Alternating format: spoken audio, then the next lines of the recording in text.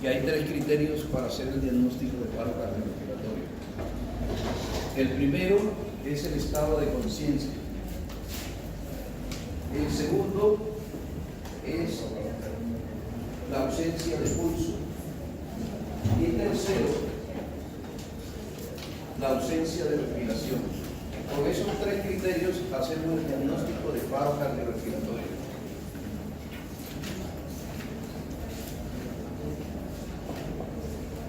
¿Verdad? Entonces, frente a un paro cardiorrespiratorio, se activa el código azul. Suponiendo que estamos en una IPS,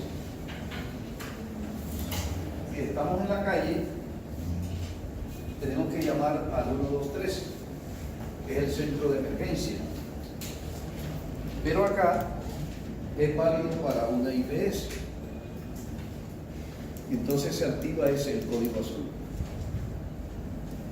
¿Verdad? Mientras, les decía yo en la clase anterior, que mientras una vez se activa el código azul, se procede a las maniobras de resucitación, que son 30 masajes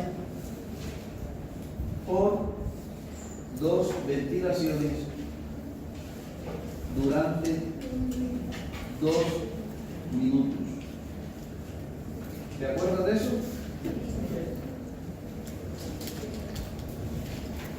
Les colocamos 2 minutos, pero también les decía que si el monitor llega antes de esos 2 minutos, hay que hacer diagnóstico sobre el monitor.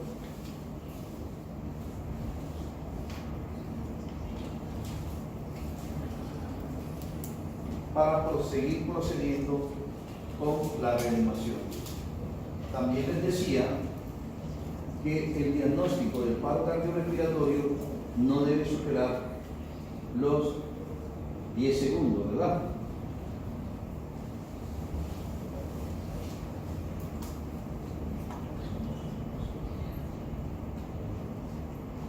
Los 10 segundos.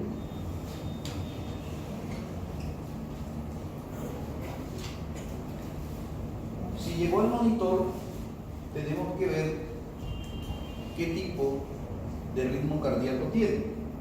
En el ejemplo que les puse, si es una ATV o una fibrilación ventricular o un flúter ventricular, el tratamiento debe ser con terapia eléctrica. Hay que desfibrilar. Les decía también que existen diferentes tipos de desfibriladores.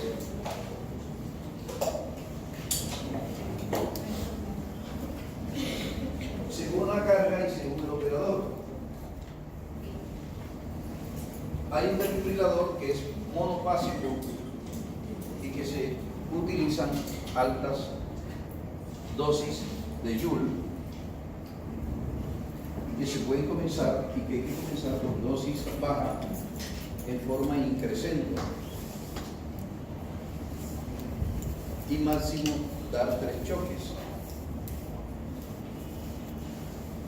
y se puede comenzar con 300 y así sucesivamente.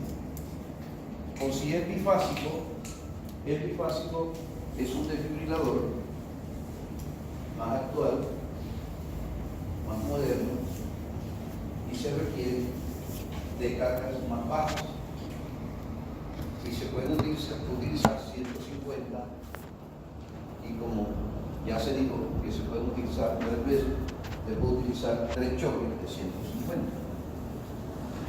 Si usted hizo la terapia eléctrica,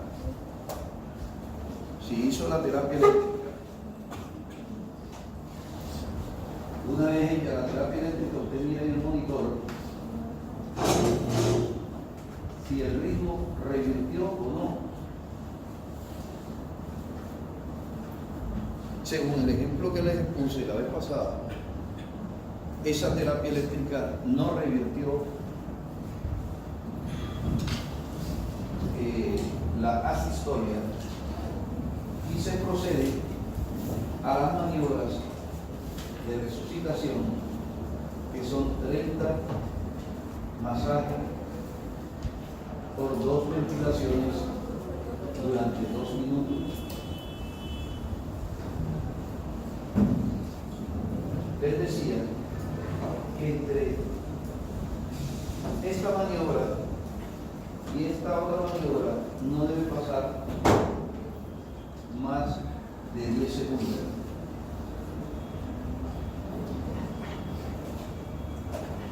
O sea, que una vez vio usted en el monitor la arritmia cardíaca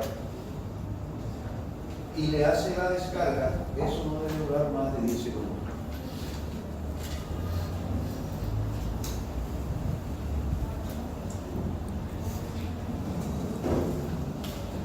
Si se ve o se observa en el monitor que estamos frente a una arritmia cardíaca, se procede a 30 masajes más 2 ventilaciones más adrenalina.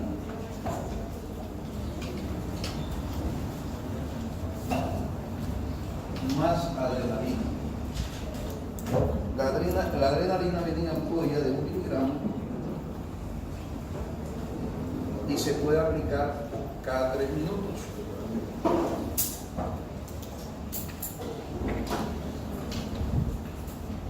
Siguiendo con la secuencia, una vez terminados esos 2 minutos, aquí sí usted tiene que terminar los 2 minutos. Aquí, una vez llegue el monitor, usted no tiene que esperar que termine los 2 minutos, sino como aquí comenzó, una vez llegó el monitor, ya usted tiene que suspender esa maniobra sin esperar esos 2 minutos para mirar qué tipo de ritmo cardíaco tiene ese paciente. Si tiene una arritmia, usted desfibrila. Miren el monitor una vez, desfibriló, y si continúa con la misma arritmia, usted comienza la resucitación, 30 masajes por 2 ventilaciones durante 2 minutos más adelante. Aquí sí tiene que utilizar los 2 minutos. Allí sí tiene que utilizar los 2 minutos. Eso es lo que dice la guía. Terminados esos 2 minutos, usted mire en el monitor si esas maniobras fueron suficientes para revertir el ritmo.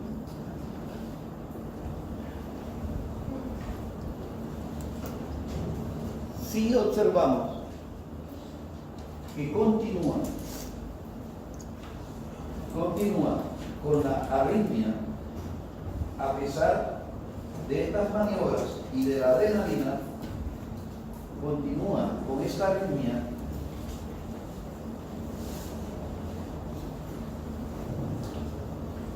TB, FB, muy ventricular, entonces ya no se hace terapia eléctrica. Ya no se hace terapia eléctrica.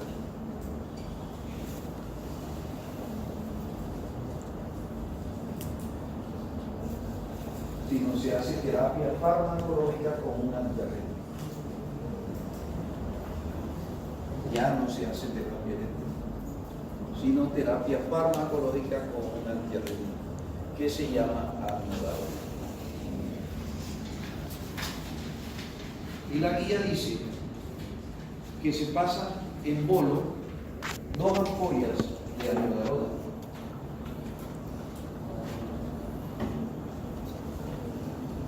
La amiodarona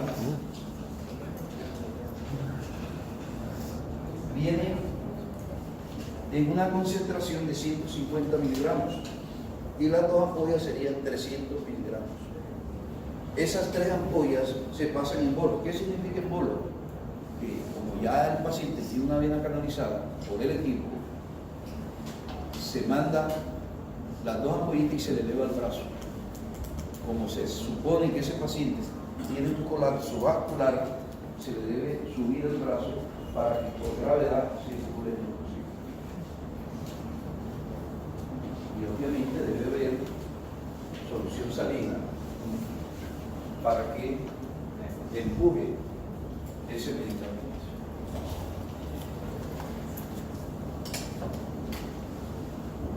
Según el ejemplo que pusimos, fue este antiarrítmico el que revirtió la arritmia que tenía el paciente.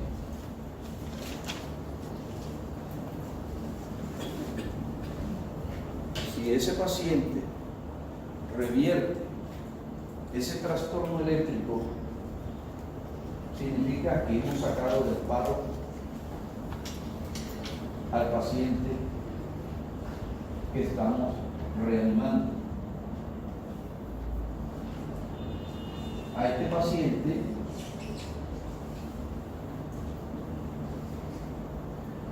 se le hace manejo ya con amiodarona, pero en dosis de mantenimiento.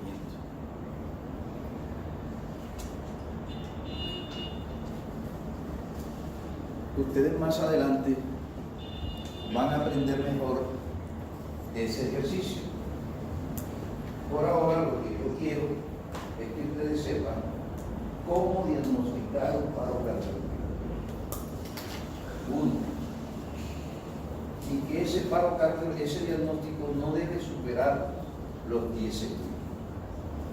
No debe superar los 10 segundos. Una vez hizo el diagnóstico, se activa el código azul para que compañeros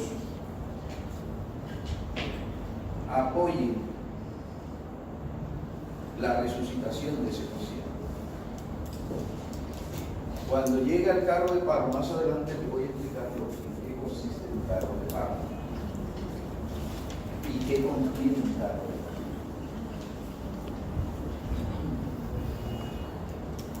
Cuando llegue el carro de paro, que uno de los elementos que contiene el carro de paro es el monitor, ya con el monitor usted se da cuenta qué tipo de ritmo tiene el paciente para proceder a realizar el manejo de ese paciente en paro.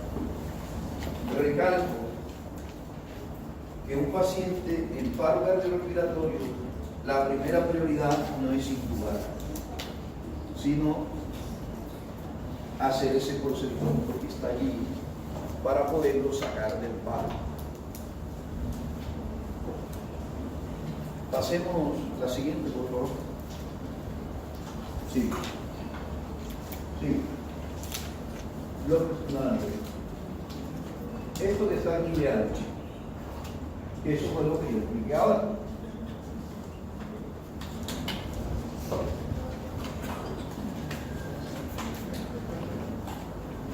Eso fue lo que yo expliqué la vez pasada y se lo dije también ahora.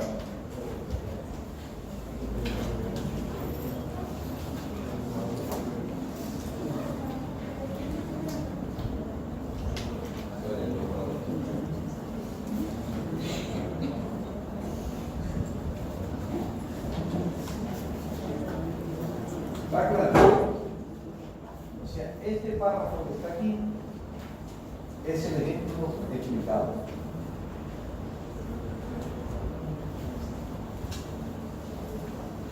Ese es un ejemplo hipotético. Les decía que todo no es matemático, porque de pronto antes de que llegue el carro de paro, ya el paciente se reanimó y salió del paro. Pero pudo haber sido también que con la terapia eléctrica en primera instancia hayas revertido el ritmo cardíaco. Aquí en el ejemplo que pusimos fue con amiodarona, el que hizo sacar o revertir el ritmo cardíaco y se interpretó que ese paciente salió del paro, pero no pudo haber sido así, sino que esto haya durado más tiempo. Pero entre más tiempo dure usted o entre más tiempo dure ese paciente en paro, la secuela será más evidente. Y siempre he dicho que para qué tener un paciente o una persona viva con lesiones neurológicas o un mental, preferiblemente que se vaya hacia eso. Nos puede doler como familia, como pariente, pero ¿qué hacemos con un paciente siendo un vegetal? El sufrimiento de sus dolientes también van a llevar, como decimos por ahí, en la boca del bulto, ¿verdad? Entonces, lo que quiero decir en el mensaje es que entre más rápido usted haga el diagnóstico, entre más rápido usted proceda a la resucitación con las maniobras, entre más rápido, si es factible, la terapia eléctrica, entre más rápido usted saque a ese paciente, menos lesiones neurológicas se van a producir. ¿De acuerdo, chicos?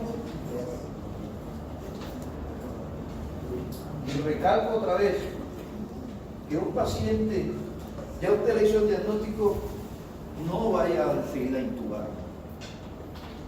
La guía no dice eso. Proceda a sacarlo primero del paro. Pasa al siguiente. Pero pasa al siguiente. Pasa al siguiente. Pasa al siguiente. Pasa al siguiente. Pasa ahí. Les decía que este es el desfibrilador. Tiene dos paletas. Una se pone para, este es el externo, para external, más o menos en la tetilla derecha, y el otro en el ápice, por debajo de la tetilla izquierda.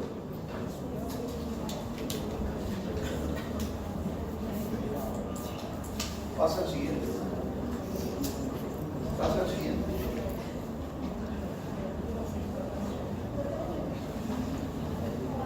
Bueno, entonces aquí vienen los elementos que contienen, o materiales que contienen un carro de paro, equipos y materiales necesarios para la intubación endotraqueal. Entonces, ya usted, una vez sacó el paciente del paro, allí sí tiene que pensar en esto, porque ese es un paciente crítico, es un paciente que te puede entrar en paro nuevamente, y ese es un paciente que tiene que ir a una UCI, porque es un paciente crítico. Pero antes de llevarlo a la UCI, usted como médico tiene que intubarlo. No es que corra, vamos a llevarlo a la UCI porque yo no sé intubarlo o porque yo estoy nervioso. Desde ya, chicos, tienen que ustedes aprender a intubar al paciente.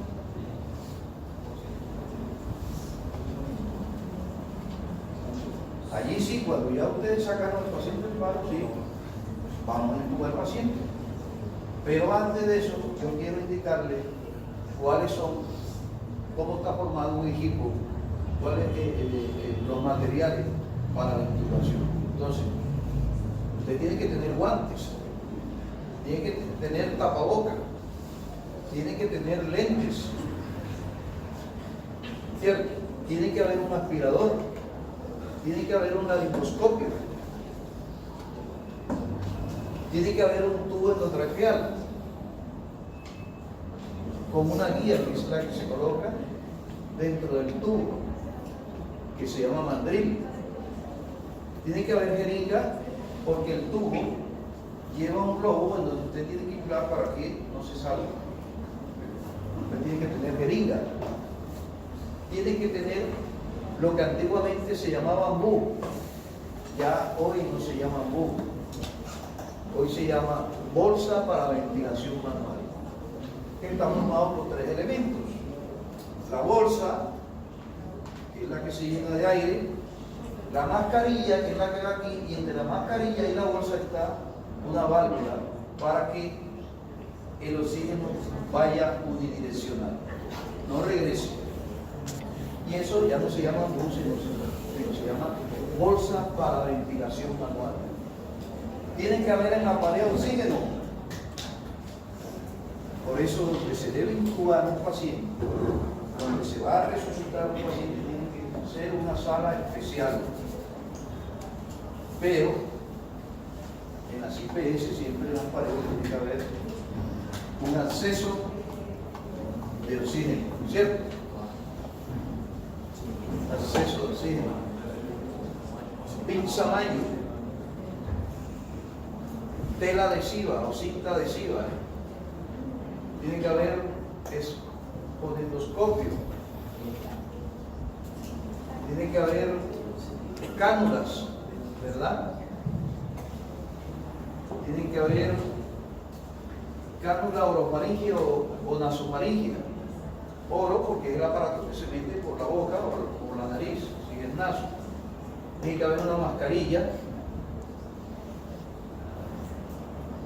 El monitor, que es el que va a observar cómo está la presión, cómo está la frecuencia cardíaca, la saturación, etcétera, etcétera, ¿verdad? Tiene que haber medicamentos. Un paciente cuando se va a intubar hay que relajarlo, porque así a la buena, si el paciente lo vas a tener difícil entonces tiene que sedarlo. ¿Verdad? Entonces este es el equipo y materiales necesarios para la intubación endotraqueal. Entonces es importante que ustedes sepan todos estos elementos. ¿Verdad? Pasan al siguiente. ¿Cómo prepararse?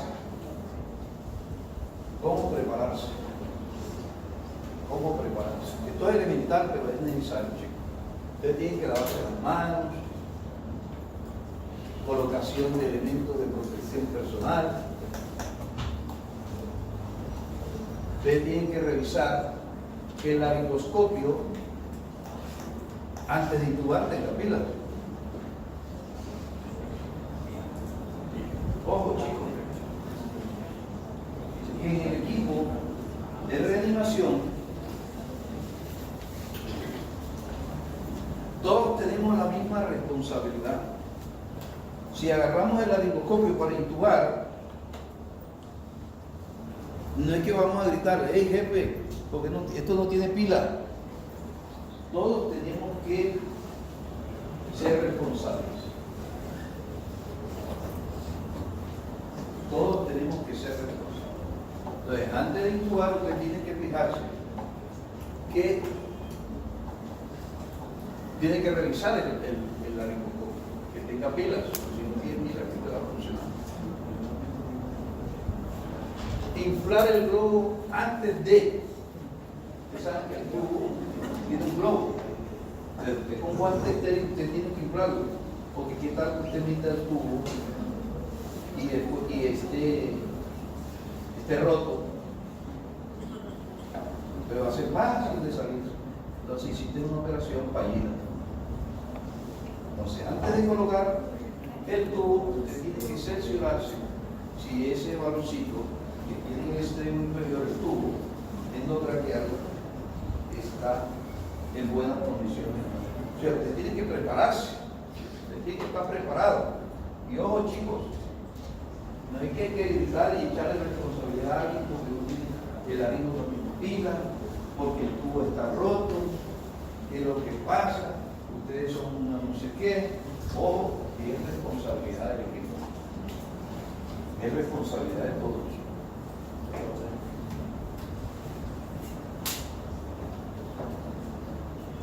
Tiene que haber lubricante, porque si usted va a meter el tubo y no le puso lubricante, eso va a lacerar. Corroborar que la guía no rebase la punta del tubo endotraqueal, porque si usted mete la guía en el tubo, que es una varilla flexible, maleable, y la sobrepasa, se va a lesionar, ¿verdad? Entonces, ojo con eso, corroborar que la guía o el matriz no rebase la punta del tubo.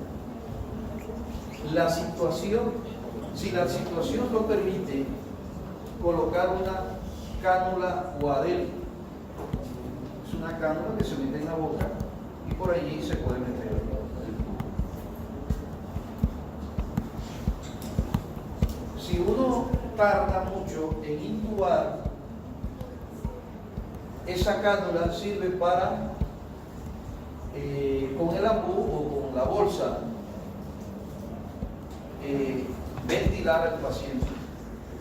Para eso sirve, para ventilar el paciente durante 3 minutos. Para eso sirve. Se recomienda utilizar sedantes o relajantes para mejorar el procedimiento. Un paciente sin relajante, que no esté flojo, es difícil el procedimiento. Por eso se debe utilizar relajantes para que el paciente esté más flojo, es bien relajante. Generalmente se utiliza el midazolam. Se remueve todo material que esté en la cavidad oral para evitar la dilución del hongo. Pasa el siguiente. Seguimos preparando el procedimiento. Ya ahí vamos más a acercarnos a la realidad. El médico que realiza el procedimiento debe colocarse delante de la cabecera del paciente, el que va a intubar. Fíjense que ya nos estamos preparados.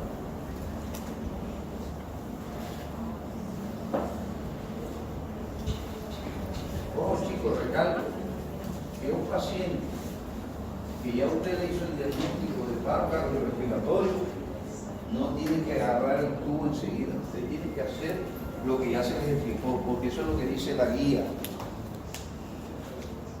Porque yo he visto que pacientes, es más, sin diagnóstico ya empiezan a intubarlo y resulta que ese paciente todavía está con ritmo,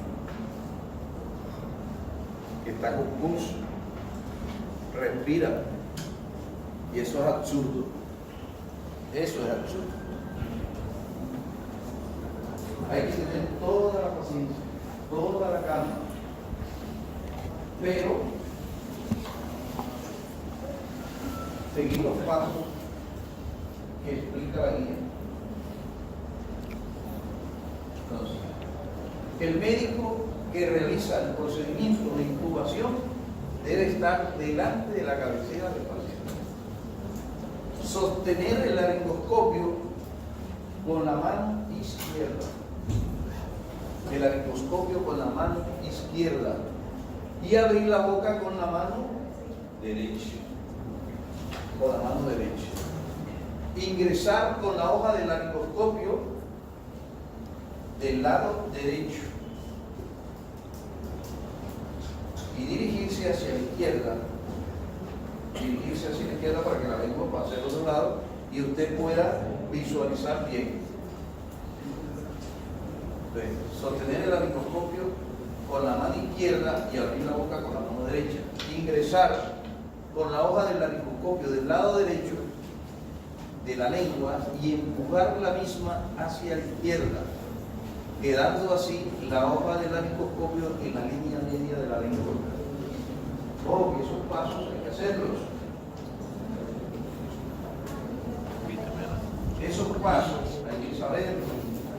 En la teoría es importante saberlo para cuando ustedes vayan a realizar el procedimiento.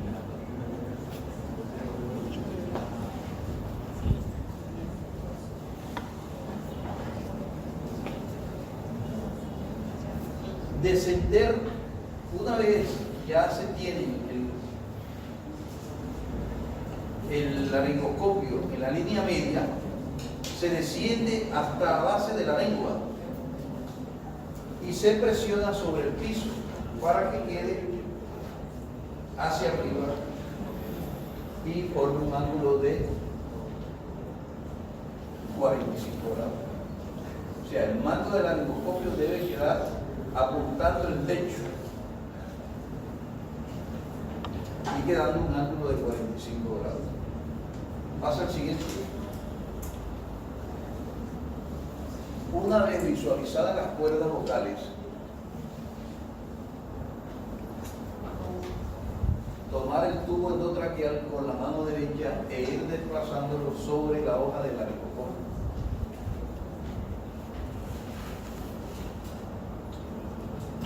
Entonces, una vez ya colocada el laringoscopio, se agarra el tubo y se introduce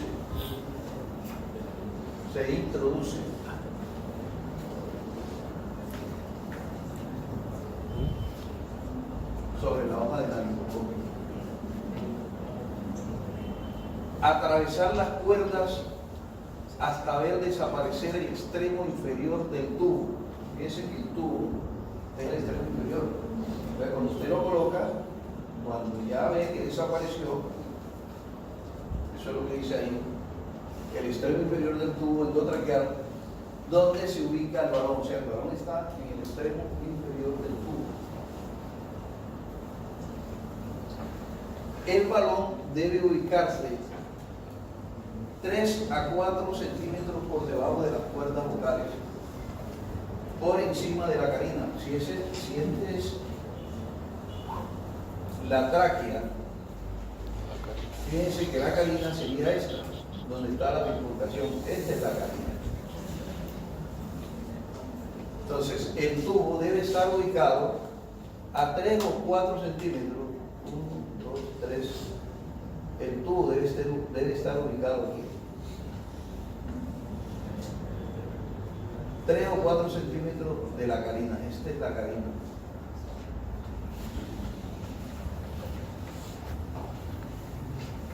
Se retira la guía. Ustedes saben que el tubo, y este es el tubo, la guía, que es la varilla esa, se retira, que es el fijador. Y luego se retira el laringoscopio para que quede el tubo clavado. Pasa al siguiente. ¿Cómo se confirma la correcta colocación del tubo endotraqueal? Ahí están varios puntos. Se conecta el tubo endotraqueal al oxígeno que está en la pared, ¿cierto?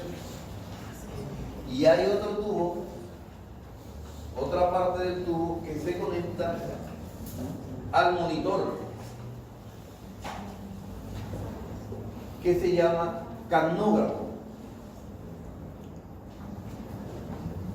Entonces, el tubo endotraqueal tiene dos partes, una que va al oxígeno que está en la pared y al otro al monitor. Y eso se llama capnógrafo. Se oculta el abdomen, sobre todo en el epigastrio, en búsqueda de presión positiva, porque a veces el tubo se va a ir por vía digestiva. De eso cuando llega a cámara gástrica. Entonces, por eso debe ocultarse el abdomen. Se debe ocultar ambos pulmones a la altura de la línea media axilar. Se coloca de este lado y se coloca de este lado para ver si usted observa la entrada de oxígeno, de aire que está en ese momento produciendo. Entonces se debe ocultar ambos pulmones a la altura de la línea media axilar.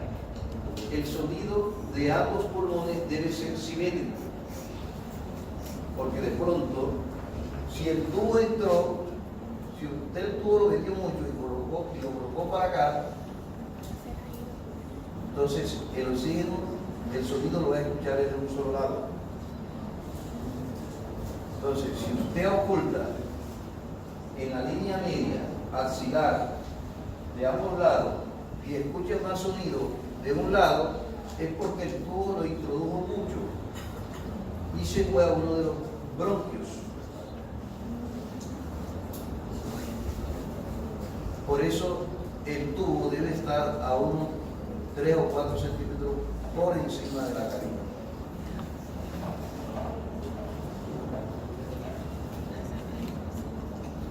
Entonces dice que el sonido de ambos pulmones debe ser simétrico. De lo contrario indicaría que el tubo está colocado en uno de los bronquios. Siendo así, se retira el mismo hasta escuchar el correcto sonido simétrico. Entonces se retira hasta acá para que el oxígeno o el sonido se escuche en forma simétrica. ¿De acuerdo? Pasa al siguiente.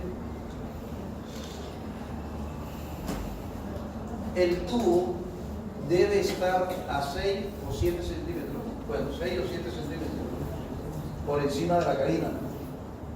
La manera de confirmar esta información es observando las inscripciones de medición que posee el tubo endotraqueal en la pantalla.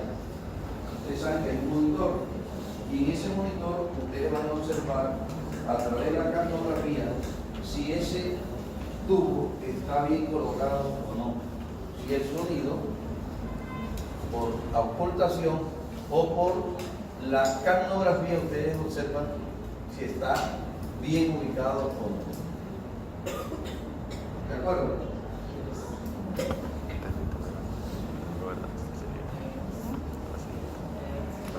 Pasa al siguiente. Ahora viene el carro de paro. Yo quiero darle el carro de paro en la otra clase.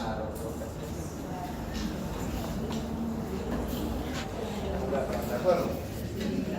Pero lo importante es que ustedes sepan, por ahora, cuáles son los materiales que se necesitan para la intubación